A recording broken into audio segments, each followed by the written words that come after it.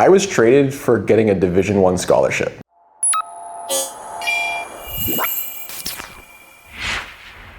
Hey everyone, my name is Dr. Jamie Phillips, former professional goalie, current doctor of physical therapy, and I own Ghost Rehab and Performance Clinic in Grand Rapids, Michigan. I specialize in treating hockey players and goalies, whatever their injuries and balance, keep them healthy on the ice. When I was playing junior hockey, I was in the BCHL at the time with Powell River. And I love this story because it really just shows how crazy hockey can be and how you really never know what's going to happen. When I was playing in the BCHL, I just signed to this team, and it was myself and another really good goalie, Sean McGuire. He ended up getting drafted by Pittsburgh, played at BU.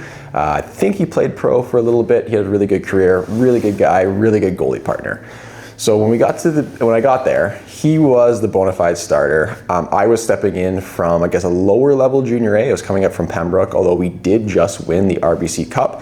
At the time, it's now the Centennial Cup. But I was coming in to kind of be the backup, be the support, and that was really okay. It was a higher league, and I knew that, I had to cut my teeth a little bit in order to give myself an opportunity. Now, one of the crazy things is, for my first exhibition game, I started talking to Division I teams, which just showed you the quality of the league at the time. Now, the season started, and I started playing better and better and better, and getting lots of wins, and we were a really good team, and getting lots of shutouts. And it actually got to the point where we were basically splitting games towards November-ish. Then Mags went to play at the World Junior A Challenge for Team Canada West.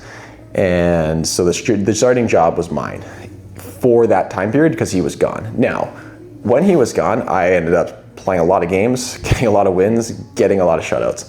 And things were going really, really well. Confidence was going well. Actually, I was 2 shutouts away from breaking the league record of shutouts in a season, and this wasn't even by Christmas. So yeah, things were going well. Now, because things were going well, I was speaking to a lot of universities and had a lot of different options. I went on visits to a few. One of them was Michigan Tech. So after my visit to Tech, went back to the season, finished strong, was playing really well, getting a lot of wins. Over the Christmas break, I decided to commit to Michigan Tech for that next season. Now, I had thought I was ready. Now, looking back, probably was, probably wasn't, although I wasn't an NHL draft pick at the time, so I had that in my favor. Going into it, the other goalie coming in as a freshman would have been Phoenix Copley, who's still playing. And I figured, hey, it's probably best to go in as freshmen. That way we can battle. Hopefully I can beat him out. I'm confident that I can beat him out.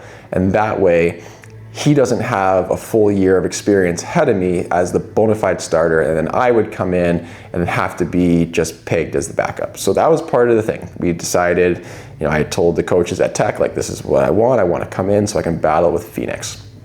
Looking back, I lost that battle, but that's part of it. But that's not the story. That's for another time. Now, when I had got back at Christmas, after the Christmas break, I didn't get any starts. And we were losing most of the games. Now, unfortunately, Mags was going through, a kind of a cold spell, and the team was going through a cold spell, but I was just coming off this really, really hot start, this hot first half of the season, and getting games, and I wasn't getting starts. And it was weird. And it was like we were losing 5-0, 6-1. We were losing pretty bad. So at some point, I eventually said, something is going on. This is crazy. I went into the coach's office and I had said, hey, what's going on? How come I'm not playing any games? And he looked at me straight in the face and said, Jamie, to be honest, we wanted you here for 2 years. We thought that was the plan. And since you committed for next year, we're not going to play you. And the other reason we're not going to play you is that you are going to a small school no one has heard of, and Mags is going to be you. So Mags is going to represent this team a lot better than you will.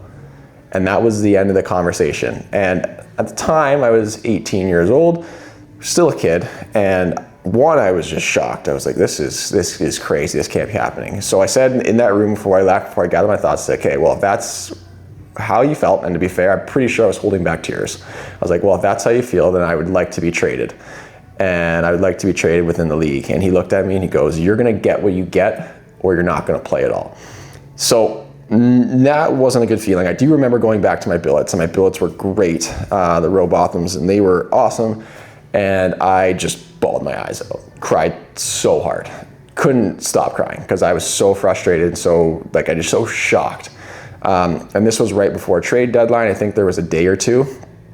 I was hoping to get traded within the league because it was a really good league and I was doing really well. Now, the coach, obviously, based on that conversation, he wanted quite a bit for me, where any of the teams were going to match it.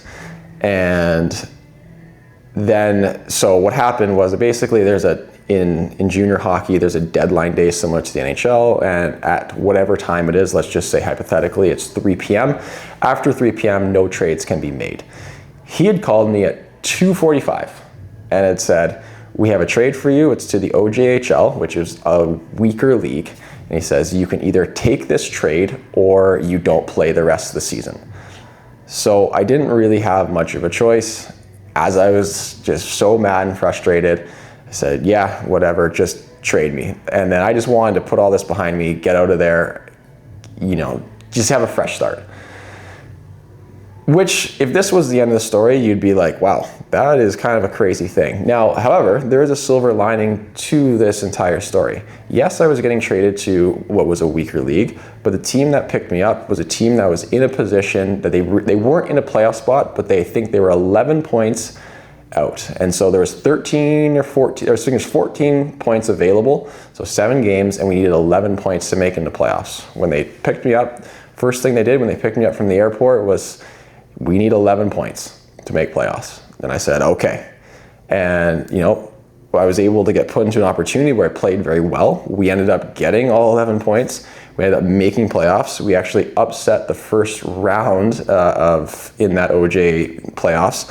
And we lost the first game. It was best 2-3. We lost the first game like 13-1 or something. Like, I got pulled after 6. The other goalie came in, gave up 7. And then we ended up winning the next 2, crazy enough.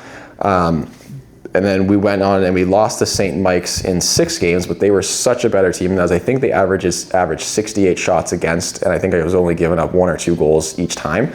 And even though all this this adversity or this really unfavorable thing had happened, getting to play on that team and getting shelled every single night, it actually got a few people talking, and a few scouts that came to watch. And one of them was a scout from Winnipeg, and they realized, and after watching a few of the games, they're like, hey, this kid has something. Let's add him to our draft list. Let's add him to the NHL draft list, and let's go from there. And what's crazy is, because of this trade, I ended up being drafted to the NHL. And it's the main part of this story, and what I'm trying to get here is, yes, sometimes things happen that are outside your control. And sometimes even there are true politics or whatever unfavoritism in sports. Like the coach deciding that he was not happy with me because I committed and I was going to a smaller school, so he just wasn't going to play me. And that's part of it. However, what matters is how you respond. And my response immediately after was to cry because I was sad and shocked. But what matters is your response on into the next game and that next practice. And fortunately, at that time, I was able to respond well, and I had some really good people in my corner that helped me respond, so that when I stepped into the OJ, I was able to push, play well, and ended up getting drafted because I was just happened to be in the right place at the right time, playing very well. So listening to this, when you are going through hard times, that is part of it, and that is okay. That is part of life. That is part of sports. However, is how you respond to those hard times and to the next opportunity you get. That is what people are going to remember, and that is what defines you, and potentially could define your entire career or the trajectory of your career, because you never know who's watching. So thanks for listening. Hopefully this story, you hopefully got a good laugh out of it, and hopefully it sent a good message showing that, hey, no matter what happens, you always push through, because your response is the most important part. So don't forget to like, subscribe, comment. Goes a long way to help share this so that I can help educate parents, goalies, players about hockey and the career, and hopefully demystify some of the things that go on behind the scenes.